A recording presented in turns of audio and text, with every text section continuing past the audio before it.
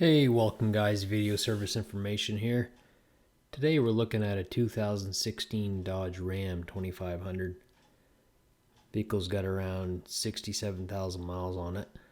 The customer was actually complaining of a noise from the transfer case they suspected. Further investigation, running the vehicle up on the lift, we heard the noise coming from the front differential area. Sounded like a howling bearing noise. Inspected the fluid and you can see the metal debris in the fluid. Actually, right when we first drained the fluid, you could see milky white substance in the fluid, so we kind of thought it might have been water intrusion. You can see a little rust spots here on the carrier from the water corrosion buildup. You can see a little bit of rust pitting here on the carrier also. We didn't see any damage to the ring and pinion gears. They looked fine. Contact patch was good. Wear pattern, that all looked fine. So we suspected that the water intrusion was getting through the vent. Went ahead and inspected that differential vent, make sure it was all intact, and we noticed the hose was plugged in correctly to the front differential. Follow the vent up through around the frame, and it mounts up on the left front inner wheel well side. And the top of the check valve is actually pointing exposed to the element. Even though you can see it here, it's actually sandwiched between the shock tower and that wheel well, but it's still very exposed.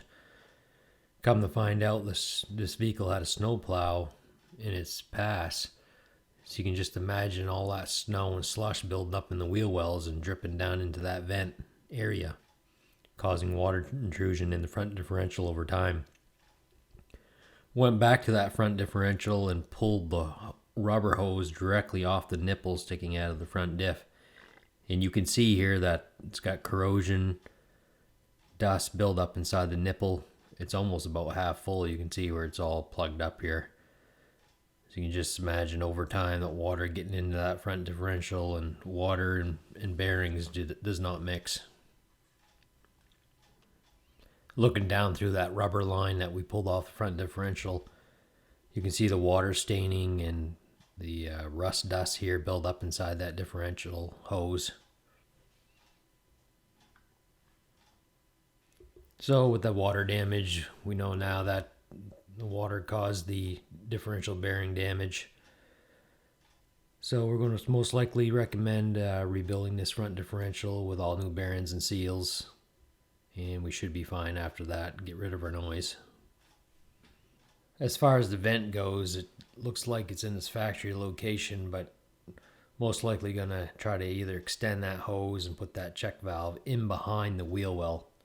Also going to recommend installing a new check valve.